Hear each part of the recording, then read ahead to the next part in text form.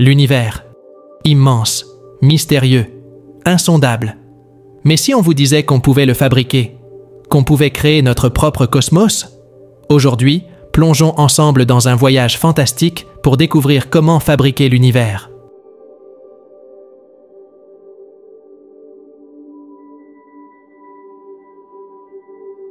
Pour comprendre comment créer l'univers, commençons par le début.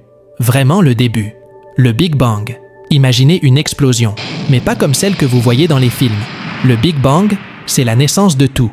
Temps, espace, énergie, matière, tout est né d'une singularité infiniment petite et dense.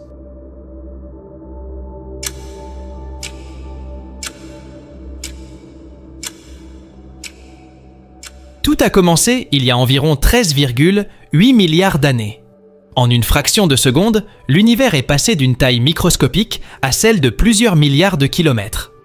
Une expansion inimaginable. Pour recréer cela, il nous faudrait une quantité d'énergie colossale, une énergie que nous ne pouvons même pas concevoir. C'est l'énergie de Planck.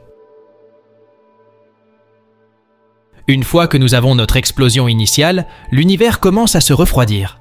En quelques minutes, les premières particules élémentaires se forment, quarks, gluons et autres.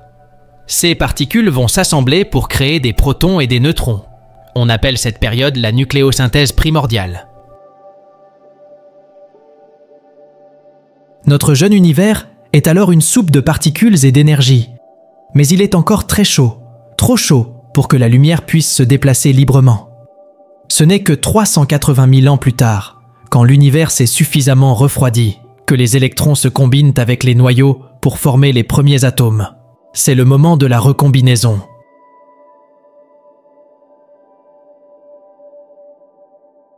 À partir de ce moment, la lumière peut enfin voyager à travers l'univers. C'est ce qu'on appelle le fond diffus cosmologique, le premier éclairage de l'univers.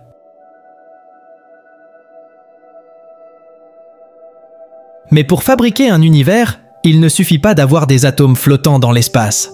Il faut de la structure, des galaxies, des étoiles, des planètes.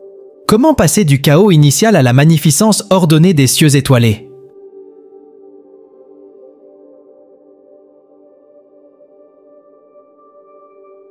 La clé réside dans la gravité. À mesure que l'univers continue de s'étendre, des zones légèrement plus denses attirent la matière environnante. Petit à petit, ces zones deviennent les premiers halos de matière noire, les squelettes sur lesquels les galaxies vont se former.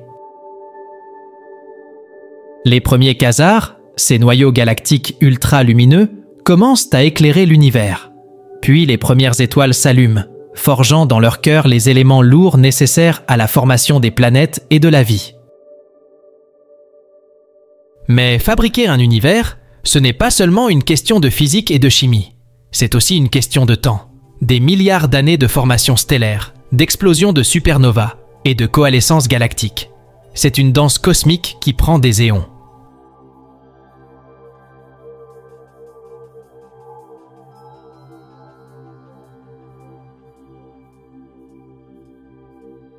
Alors, comment fabriquer l'univers?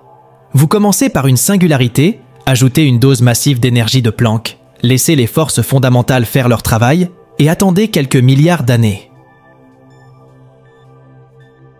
Mais surtout, n'oubliez pas que l'univers n'est pas juste un amas de matière et d'énergie.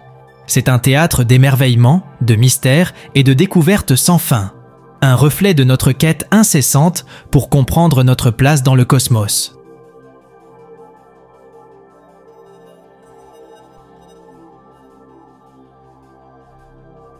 Et si un jour, nous trouvions le moyen de vraiment fabriquer un univers, qu'en ferions-nous? C'est une question qui, pour l'instant, reste de l'ordre de la science-fiction. Mais qui sait, l'univers a encore bien des secrets à nous révéler. Merci d'avoir voyagé avec nous à travers le cosmos. À bientôt pour une nouvelle aventure.